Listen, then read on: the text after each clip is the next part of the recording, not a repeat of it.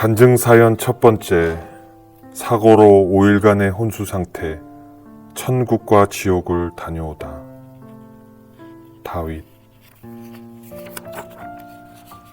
첫째 마당, 갑자기 일어난 사고.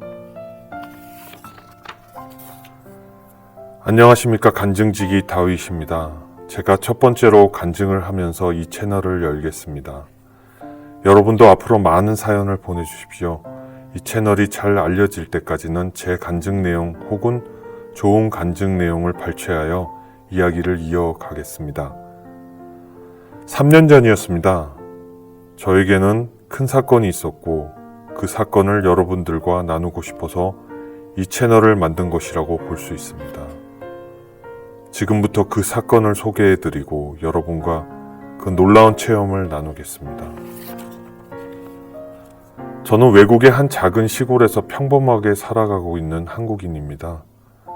남들처럼 큰 도시에 사는 것이 싫어 작은 시골에 정착했습니다. 한국인이 거의 없는 곳이고 조용히 자연과 벗하면서 살아온 지 꽤 오래되었습니다. 그래서 더욱 주님을 묵상하고 믿음이 더 생기는 것인지도 모르겠습니다.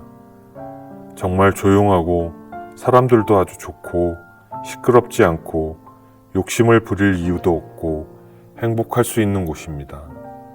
사실 사람은 주님 아래서 모두 같아서 외국인에 대해 살다 보니 선입관도 다 사라지는 것 같습니다. 내가 사는 이유가 중요하지 어디에 누구와 사는지는 중요하지 않은 것 같습니다. 그래서 선교사들도 그 험한 곳에서 은혜 가운데 살아가시는지도 모르겠습니다.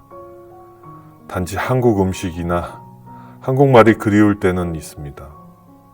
먹고 살아야 하니 다른 언어를 쓸 수밖에 없습니다.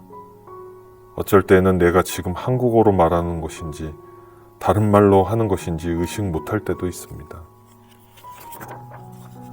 저의 직업은 화물 운송이었습니다.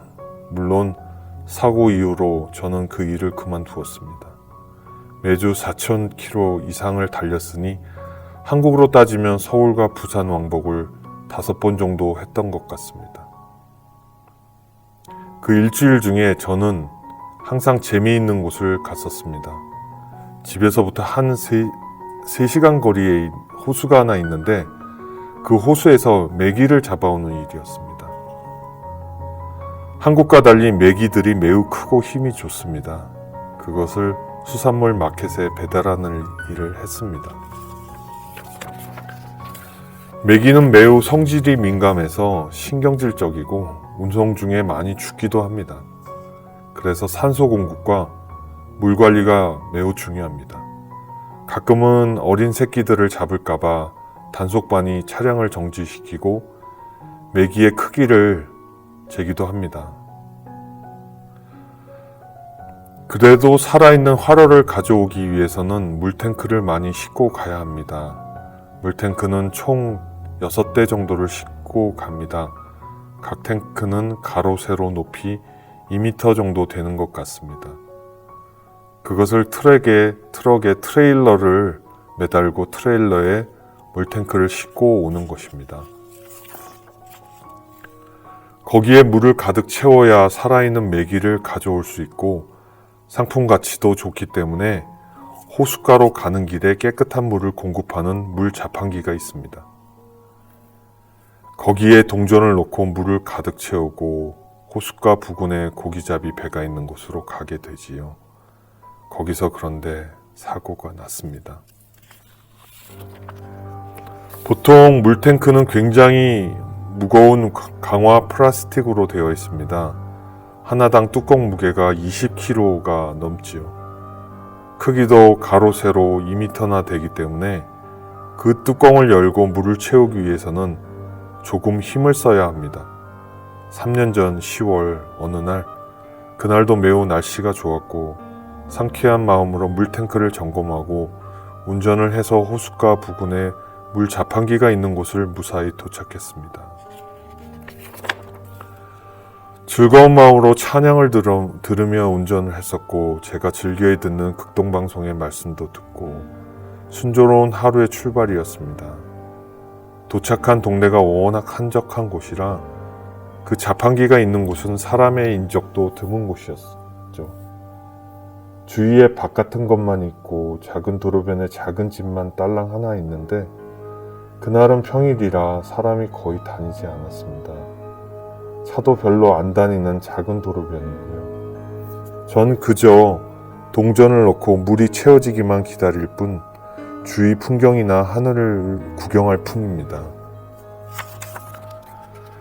그날도 첫 번째 탱크에 물을 넣고 두 번째 탱크를 열기 위해 옆으로 가까스로 탱크를 붙잡으며 발을 옮겼습니다.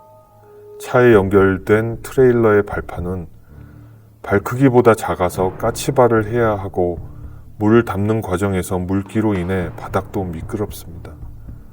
두 번째 뚜껑을 열려고 하는데 너무 무겁고 크기도 크고 뚜껑이 또 그날따라 빡빡했습니다. 여러분 그런 경험 아시죠? 줄다리기를 하는데 한쪽에서 줄을 놓으면 관성으로 넘어지잖아요. 그 원리처럼 저는 뚜껑을 열다가 중심을 잃고 트레일러에서 무거운 뚜껑과 함께 땅바닥으로 떨어졌습니다. 땅바닥에 떨어지면서 오른쪽 머리를 땅에 부딪히고 정신을 잃었습니다. 뚜껑도 함께 떨어지다 보니 그 가속도와 무게가 상당했던 것 같습니다. 저는 물탱크에 뚜껑 여는 것까지만 기억이 납니다. 제가 정신을 잃고 있을 때 정말 기적처럼 우연히 지나가던 사람이 있었나 봅니다. 그 사람이 구조를 요청해서 앰뷸런스가 달려왔다고 하고 동네 작은 병원에 가니 거기선 도저히 이 환자를 살릴 수 없었다고 했습니다. 저는 그 사람이 누군지 아직도 모릅니다. 수소문을 했는데 찾을 수가 없었습니다. 저에게는 정말 은혜를 준 그 사람에게 평생 감사하며 살고 있습니다. 그 사람을 위해 기도하고 있습니다. 다시 응급 헬기가 왔고 대도시로 저를 실어 큰 병원에서 응급수술을 했다고 합니다. 두개골을 열어 내부에 흘린 피를 닦는 작업과 다친 뇌의 부분을 수술했다고 합니다. 3일간 혼수 상태에 있을 때 두어 번의 혈압이 40에서 20까지도 떨어져 EKG를 했던 것 같습니다. 그 5일간의 시간 동안 저는 무엇을 하고 있었을까요? 정말 자세하고 현실적으로 이야기를 하겠습니다. 물론 현실에 나는 중환자실에서 산소호기에 각종 장치를 몸에 주렁주렁 달고 생과 사의 갈림길에서 싸우고 있었겠죠. 제 누워있는 비디오를 누가 찍어서 제가 깨어났을 때 보여주었는데 정말 과간이 아니더군요.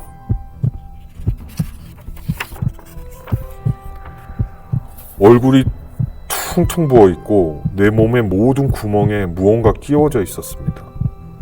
머리부터 다리까지, 특히 목은 깁스를 하고 있었고 코에는 산소호흡기, 입에도 무언가 끼워져 있었고 오줌 배출을 위해서도 무언가 장치를 달고 있었던 것 같습니다. 다행히 자가호흡은 하고 있었던 것 같습니다. 뇌사 상태는 아니었던 것 같습니다. 의식만 안 돌아오는 중이었던 게 아닐까 싶습니다. 정말 저는 어떻게 된 거였던 걸까요? 다음 영상으로 이어가겠습니다. 감사합니다.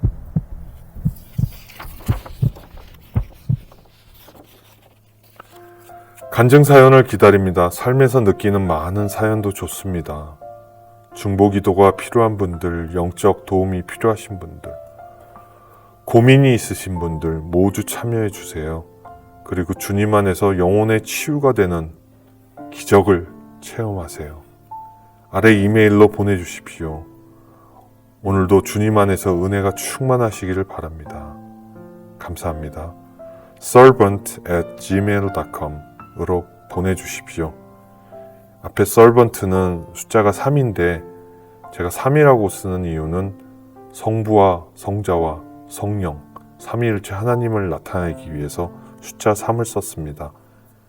그러나 읽을 때 servant@ gmail.com으로 보내주시면 될 것 같습니다. 감사합니다.